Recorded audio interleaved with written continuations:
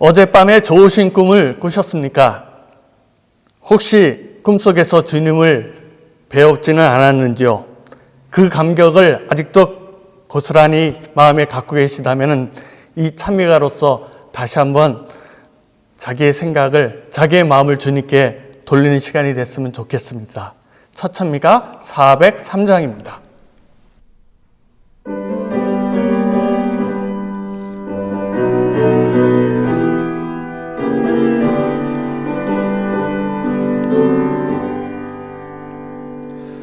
주여 지난 밤 내 꿈에 배었으니 그 꿈 이루어 주옵소서. 밤과 아침의 계시로 보여주고 항상 은혜를 주옵소서. 나의 놀라운 꿈 내가 믿는 것은 장차 그 은혜 받을 편이 나의 놀라운 꿈 정녕 이루어져 주님 얼굴을 뵙게 되리. 마음 괴롭고 아파서 낙심될 때 내게 소망을 주셨으니 내가 영광의 주님을 바라보며 앞길 막힌 늘 두려우랴. 나의 놀라운 꿈 내가 믿는 것은 장차 그 은혜 받을 편이 나의 놀라운 꿈 정녕 이루어져 주님 얼굴을 뵙게 되리. 세상 인심은 나날이 변하여도 나는 내 믿음 지키리니. 인생 살다가 죽음이 꿈 같으나 오직 내 꿈은 잠되리라. 나의 놀라운 꿈 내가 믿는 것은 장차 그 은혜 받을 편이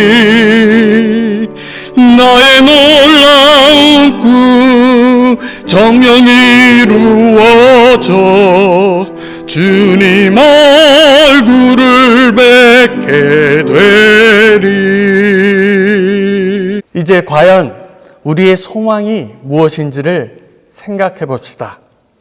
결론적으로 말씀드려서 우리의 소망은 예수 그리스도밖에 없다는 것을 우리가 확인할 수 있습니다. 찬미가 373장입니다.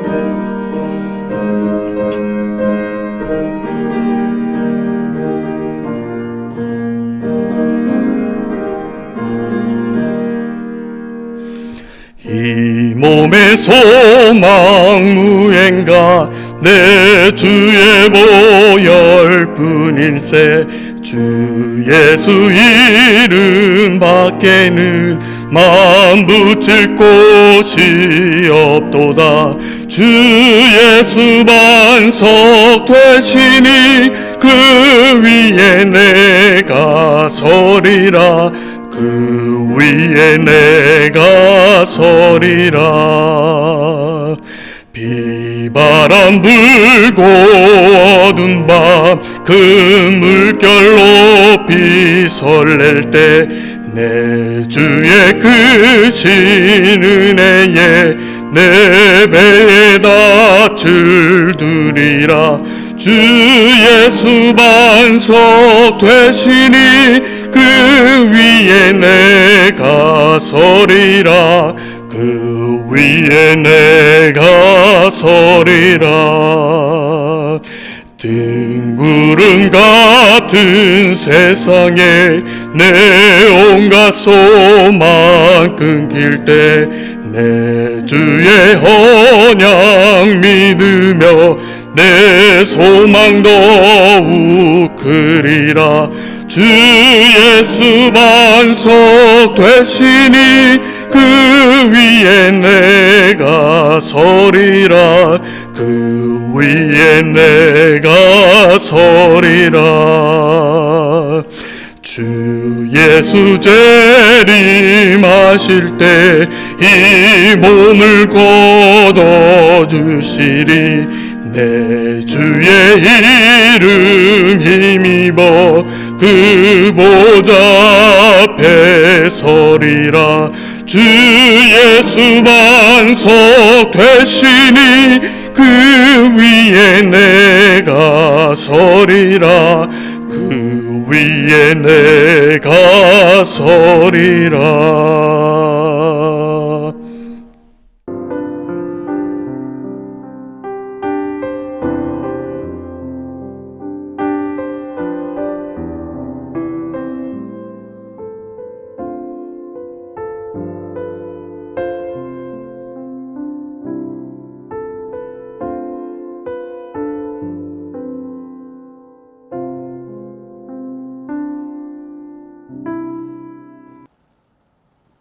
안녕하십니까. 캐나다 한인교회 연말 기도주간을 갖게 되었습니다. 오늘은 12월 5일 마지막 안식일, 설교하실 목사님은 이정환 목사님께서 계속 말씀해 주시겠고요. 오늘 제목은 바르게 열매 맺는 재림의 징조에 대해서 말씀하시겠습니다. 우리 첫째 기도는 토론토 교회의 이범택 장로님께서 기도해 주시겠습니다. 감사합니다.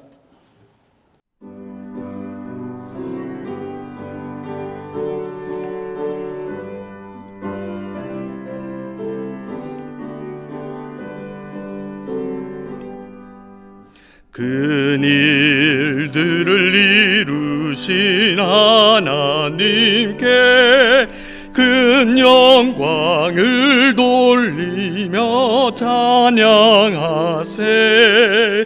그 이름님 세상에 오심으로 만 백성의 생명문 열리었네. 찬양해 주님을 큰 소리로 찬양.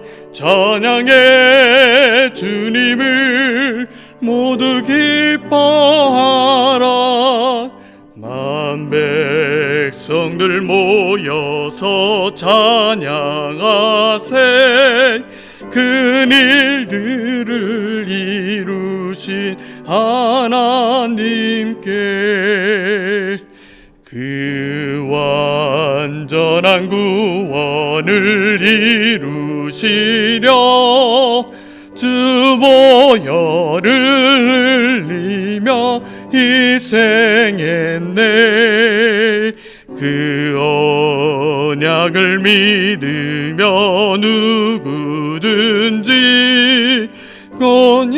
영서를 얻고서 자유하리. 찬양해 주님을 큰 소리로 찬양. 찬양해 주님을 모두 기뻐하라. 만 백성들 모여서 찬양하세. 큰 일들을 이루신 하나님께 큰 일들을 우리에게 가르치고 또 큰 기쁨 우리에게 주셨으니 훗날 주님 배울 때 맞을 기쁨 더 높고 더 크고 더 순결하리. 찬양해 주님을 큰 소리로 찬양. 찬양해 주님을 모두 기뻐하라. 만 백성들 모여서 찬양하세. 그 일들을 이루신 하나님께.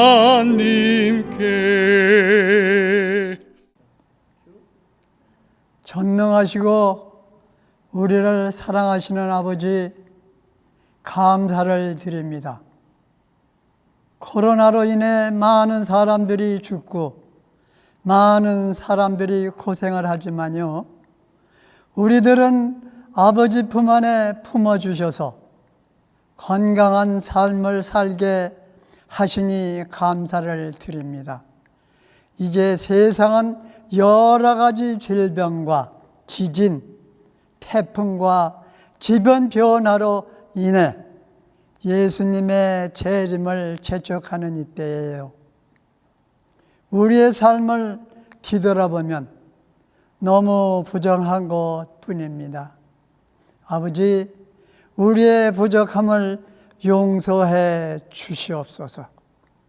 이번 기회로 바르게 열매 맺는 재림의 징조를 깨닫게 도와주시옵소서. 이번 시간에 참여하는 모든 재림의 식구들이 참다운 성령의 열매를 맺는 모두가 되게 인도해 주시옵소서. 모두 재림을 준비하는 모두가 되게 인도해 주시옵소서. 순서를 맡은 모든 분들에게 건강을 주셔서 성령의 능력을 발휘하는 시간이 되어서 모두 예수님 맞기에 되게 해 주시기를 간절히 바라고 원합니다. 모두 아버지를 사랑하며 말씀에 순종해서 예수님의 재림에 한 사람도 빠지지 아니하고 아버지를 맞이하는 모두가 되게 도와주시기를 우리를 사랑하시는 예수님의 이름으로 기도 올렸습니다.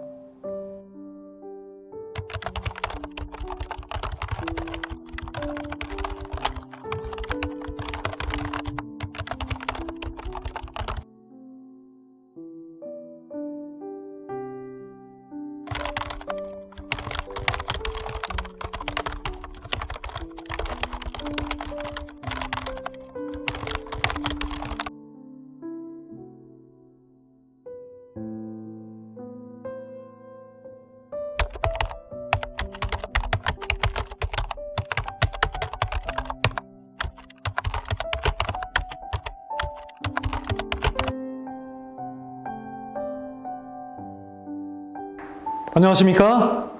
캐나다에 계신 성도님들께 인사드립니다.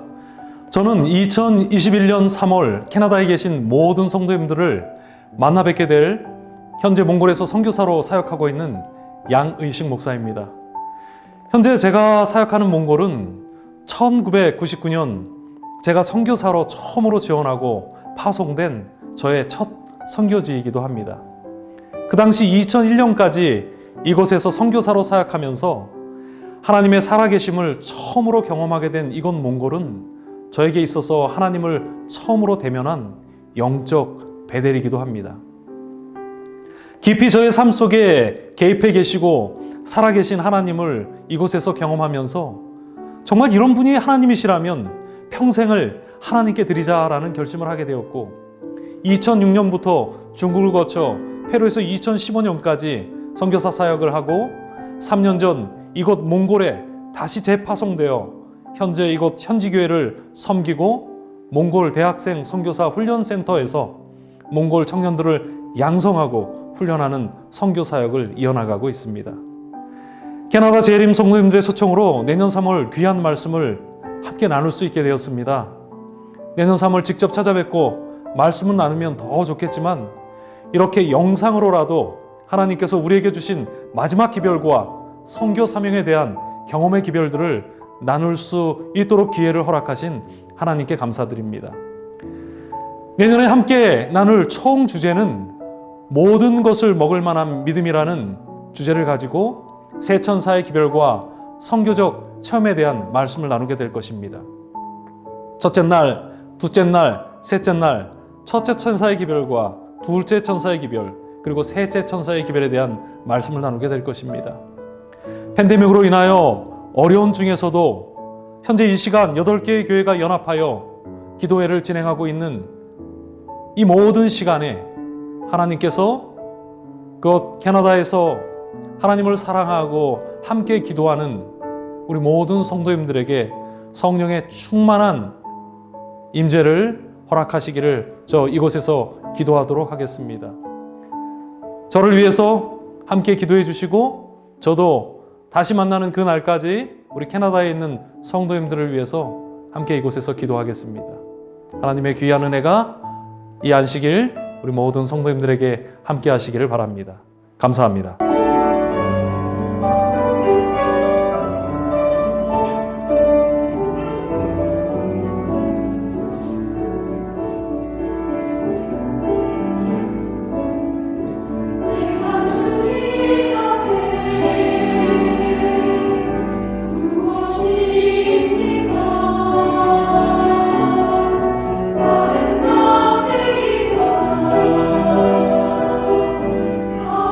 Amen.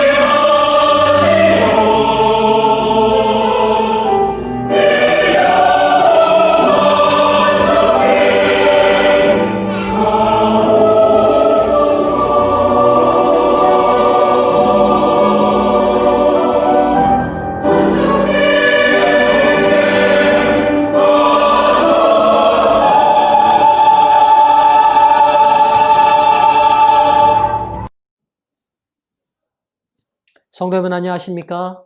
먼저 하나님의 말씀 마태복음 25장 26절에서 30절까지의 말씀을 봉독하겠습니다. 그 주인이 대답하여 이르되 악하고 게으른 종아, 나는 심지 않은 데서 거두고 해치지 않은 데서 모으는 줄로 내가 알았느냐? 그러면 내가 마땅히 내 돈을 취리하는 자들에게나 맡겼다가 내가 돌아와서 내 원금과 이자를 받게 하였을 것이니라 하고 그에게 그 1달란트를 빼앗아 10달란트를 가진 자에게 주라. 무릇 있는 자는 받아 풍족하게 되고 없는 자는 그 있는 것까지 빼앗기리라.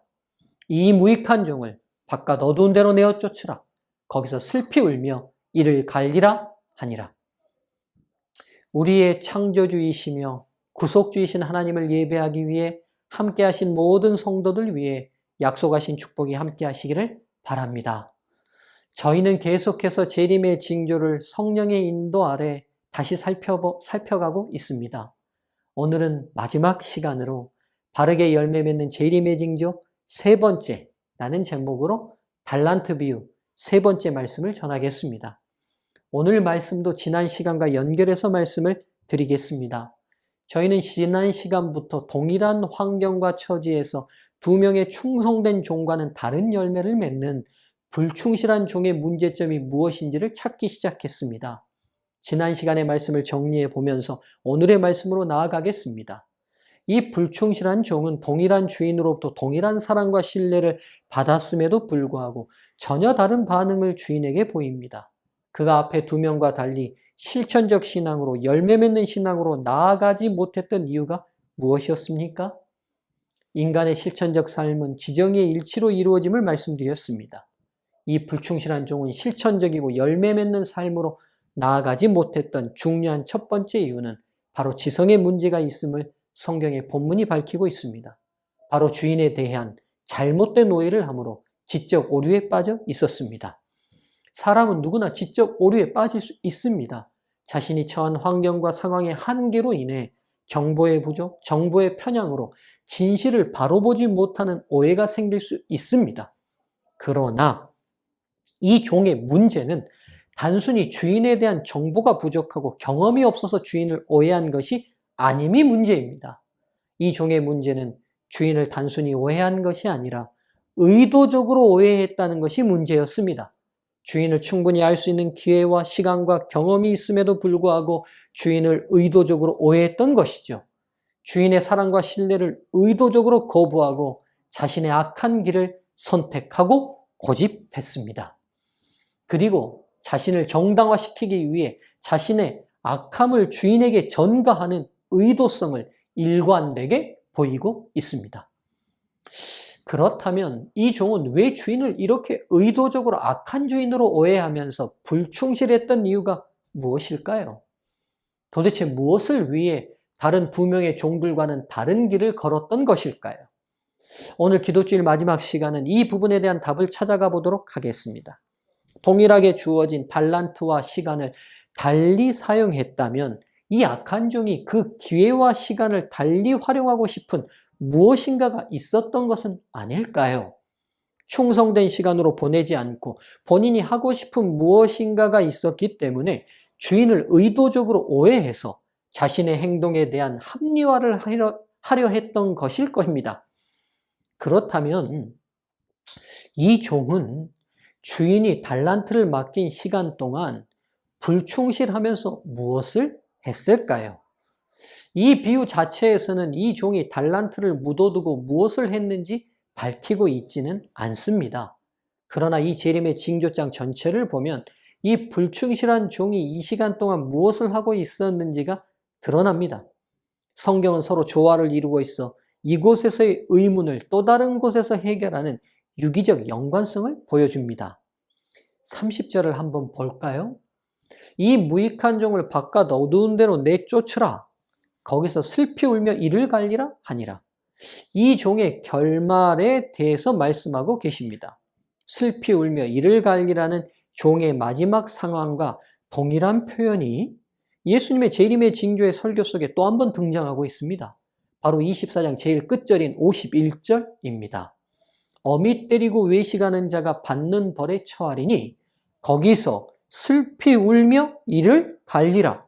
슬피 울며 이를 갈리라는 동일한 표현이 등장합니다. 예수께서는 달란트의 비유를 말씀하시던 그 시간, 그 현장에서 동일한 한 비유를 말씀하셨습니다. 바로 마태 24장 44절에서 51절입니다. 바로 충성된 종과 악한 종의 비유입니다. 달란트의 비유와 내용은 다르지만 설정은 동일한 비유를 같은 설교 안에서 말씀하고 계십니다. 바로 이 말씀에서도 충성된 종과 악한 종이 등장하고 그들이 했던 일들을 말씀하고 계십니다. 이 두 비유는 동일한 설정은 가지고 있지만 내용은 등장인물의 행동에 대한 다른 초점을 맞추고 있습니다. 달란트 비유는 주인이 달란트를 맡기고 종들이 그 맡긴 것을 가지고 어떤 결과를 얻었는지만 이야기에 등장합니다. 반면 충성된 종과 악한 종의 비유에서는 달란트를 맡기고 주인이 떠나 있는 기간 동안의 종들의 활동을 기록하고 있습니다. 이 악한 종은 주인 없는 시간 동안 48절과 49절에 그가 한 행동들이 나타납니다. 그 시간과 그 기회를 어떻게 사용했는지 진상이 드러납니다. 만일 그 악한 종이 마음에 생각하기를 주인이 더디 오리라 하여 동무들을 때리며 술 친구로 더불어 먹고 마시게 되면 달란트의 비유에서 말씀하지 않으신 이 불충실한 종의 행동이 공개됩니다. 이 악한 종은 동무들을 때리고 술 친구들과 더불어 먹고 마시고 싶어서 주인을 의도적으로 악하게 오해하기로 선택했던 것입니다. 이 악한 종의 행동은 마지막 시대에 준비하지 않는 사람들의 행동에 나타나는 하나의 동일한 패턴임을 알 수 있습니다. 마태 24장 37절, 38절, 39절을 보시죠. 노아의 때와 같이 인자의 임함도 그러하리라. 홍수전에 노아가 방주에 들어가던 날까지 사람들이 먹고 마시고 장가들고 시집가고 있으면서 홍수가 나서 저희를 다 멸하기까지 깨닫지 못하였으니 인자의 임함도 이와 같으리라. 마지막 시대에 주인을 맞이할 준비를 하지 않는 사람들, 즉 악한 종으로 분류된 사람들의 행동에 나타나는 공통된 행동이 있습니다. 바로 먹고 마시고입니다. 일상적인 일이죠. 누가복음 17장의 재림의 징조장에서도 이 부분을 이렇게 말씀합니다. 누가 17장 26절에서 30절입니다. 노아의 때에 된 것과 같이 인자의 때에도 그러하리라. 노아가 방주에 들어가던 날까지 사람들이 먹고 마시고 장가들고 시집가더니 홍수가 나서 저희를 다 멸하였으며 또 롯의 때와 같으리니 사람들이 먹고 마시고 사고 팔고 심고 집을 짓더니 롯이 소돔에서 나가던 날에 하늘에서 불과 유황이 비오듯 하여 저희를 멸하였느니라. 인자에 나타나는 날에도 이러하리라. 공통된 단어가 먹고 마시고입니다. 그렇다면 이 악한 종은 먹고 살기 위한 지극히 일상적인 일을 하기 위해 주인을 의도적으로 오해하며 주인의 사랑과 신뢰에 불충실로 일관했다는 것을 알게 됩니다. 사람들은 곧 닥칠 사건에 아무런 주의를 기울이지 않은 채 자신들의 일상적인 일과 즐거움에 빠져 있었다. 이 동일한 무관심이 그분의 두 번째 오심 전에 사는 사람들의 특징이 될 것이라고 예수가 말했다. 본교 성경주석에 있는 내용입니다. 일상의 삶의 몰두가 저희들이 재림을 준비하는 일에 있어서 가장 큰 장애물로 경고되고 있습니다. 그러나 재림을 기다리는 믿음의 성도들이라 할지라도 먹고 마시는 일상의 삶을 영위하지 않고는 재림을 기다릴 수 없습니다. 어떻게 재림을 기다리는 일과 먹고 마시는 일상의 일을 조화시키느냐가 중요한 문제입니다. 우리와 동일한 신앙인으로 출발해서 먹고 사는 일상의 일에 몰두하여 방향을 잃고 헤매다가 노년에 다시 돌아온 성경의 한 인물이 있습니다. 그는 노년에 이렇게 먹고 마시는 일에 모든 관심을 보이며 그의 젊은 날을 보낸 것을 후회하고 성령의 인도 아래 성경의 한 권을 기록합니다. 그는 이 땅에서 사람들이 누릴 수 있는 최고의 즐거움을 누렸던 인물입니다. 누굴까요? 예, 바로 솔로몬입니다. 그처럼 잘 먹고 그처럼 잘 마시고 그처럼 인생에서 누릴 수 있는 최고의 것들을 누린 사람은 아마 이 땅에 없을 것입니다. 그가 그의 생애를 정리한 전도서를 보면 일상을 살아가는 사람들이 어떤 행복을 누리는 것이 건강한 것인지를 전하고 있습니다. 전도서 3장 12절과 13절입니다. 사람이 사는 동안에 기뻐하며 선을 행하는 것보다 나은 것이 없는 줄을 내가 알았고 사람마다 먹고 마시는 것과 수고함으로 낙을 누리는 것이 하나님의 선물인 줄을 또한 알았도다. 사람은 행복을 추구하며 살아갑니다. 이 인간의 행복을 얻게 되는 중요한 통로가 있습니다. 바로 욕구 충족의 행복과 가치 추구의 행복입니다. 욕구 충족의 행복은 인간의 욕구가 충족될 때 얻어지는 행복입니다. 우리가 오감을 통해 자고 싶고 먹고 싶고 좋은 것 보고 싶고 포근함을 느끼고 싶고 아름다운 소리 듣고 싶고 이런 기본적인 욕구들이 충족될 때 얻어지는 행복감입니다. 그러나 인간은 이 욕구의 충족의 행복만으로 살도록 창조되지 않았다는 것입니다. 하나님의 자녀로서 하나님의 품성이 나타나는 가치 있는 것들을 추구하면서 얻어지는 행복이 있습니다. 베풀고 이해하고 용서하고 희생하고 헌신하며 다른 이의 행복을 위해 봉사하는 가치 있는 일을 추구하며 얻어지는 행복감이 있습니다. 인간은 이 두 가지의 행복이 바른 조화를 이룰 때 진정으로 행복할 수 있으며 진정한 삶이 되는 것입니다. 하나님께서는 인간을 창조하시면서 이 두 가지 행복을 조화롭게 바르게 누리면서 살도록 설계하셨습니다. 하나님이 설계하신 행복은 욕구 충족의 행복이 가치 추구의 행복과 조화를 이루도록 하셨습니다. 이 두 행복을 정리해 보면 욕구 충족의 행복은 욕구가 충족될 때 얻어지는 행복입니다. 나의 행복이고 개인적인 행복이죠. 또한 누리는 행복입니다. 반면에 가치 추구의 행복은 가치를 추구할 때 얻어지는 행복입니다. 우리의 행복이고 함께하는 행복입니다. 나누는 행복입니다. 인간이 범죄하기 전 이 두 행복 추구의 방향은 조화와 균형을 이루고 있었습니다. 예를 들어 보겠습니다. 맛있는 것을 먹게 되었습니다. 그러면 개인의 욕구가 충족될 수 있는 행복을 얻게 된 것이지요. 그 순간 자신만 먹고 개인의 욕구를 충족하고 끝나지 않게 태초에는 설계되었습니다. 맛있는 것을 얻게 된 순간 맛있겠다. 즉 개인의 욕구가 충족될 것을 생각하니 행복하다라고 생각하고 먹는 것이 아니라 동시에 이 맛있는 것을 다른 이와 나누면서 함께 행복해야지, 즉 가치 추구의 행복을 동시에 생각하도록 인간이 설계되었던 것입니다.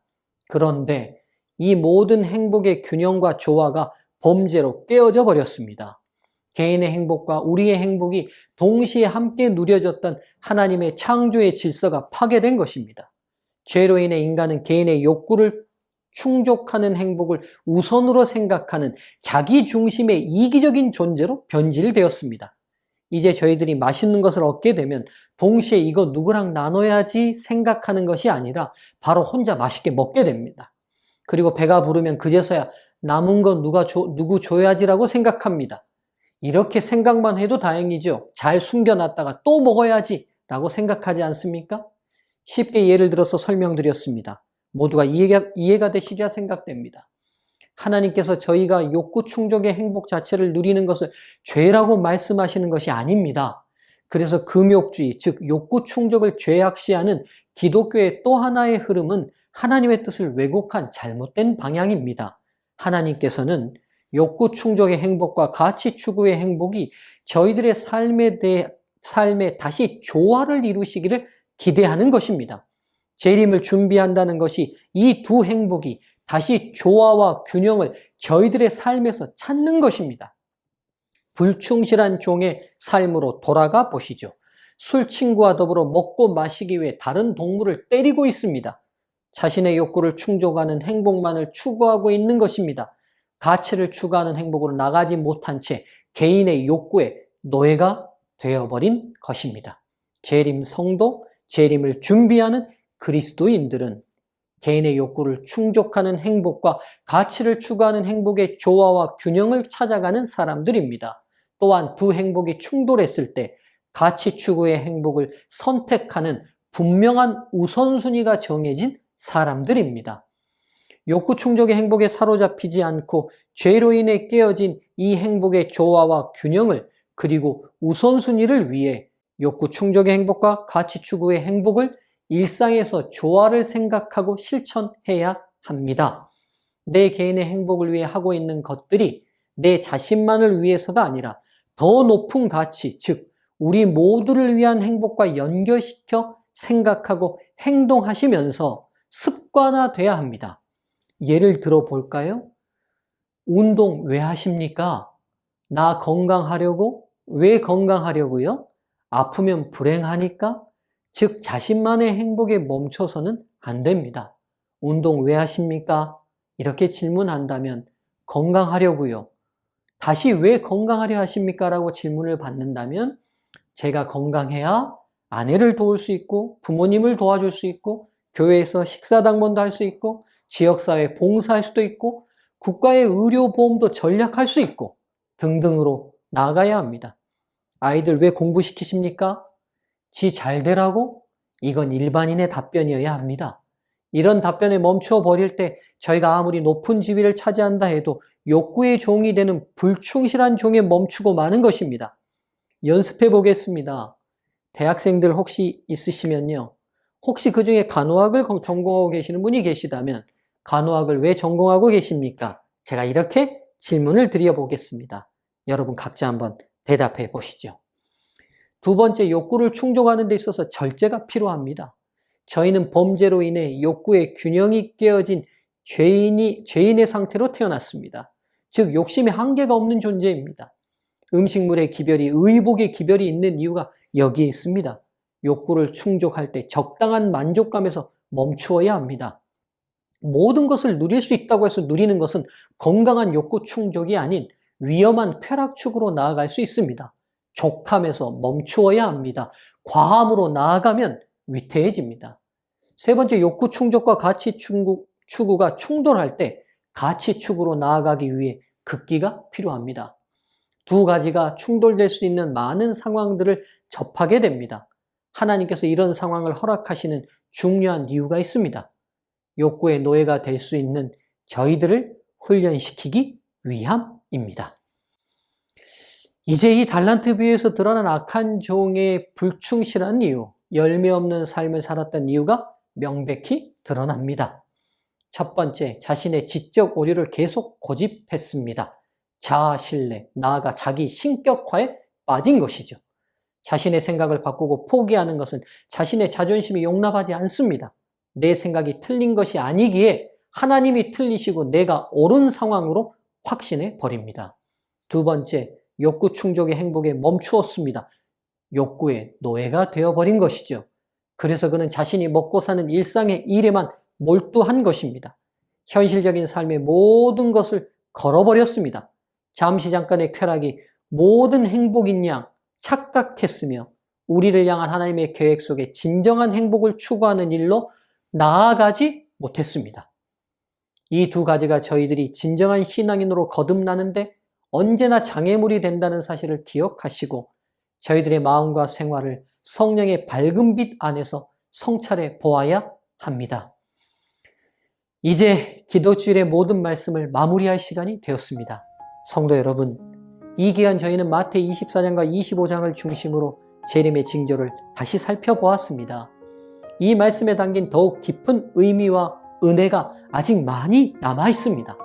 성령의 임재를 간절히 간구하며 말씀을 깊이 사모하고 사랑할 때 오해함 없는 밝은 빛이 저희들의 삶을 인도하여 소원의 항구 하늘까지 안전하게 이끌이라 확신합니다.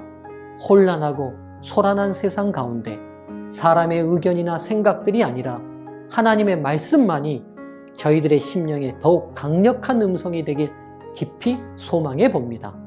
오직 예수, 오직 성령으로 이룬 저의 심령의 은혜의 왕국이 영광의 왕국과 만날 재림의 날을 고대하며 모든 말씀을 마치겠습니다.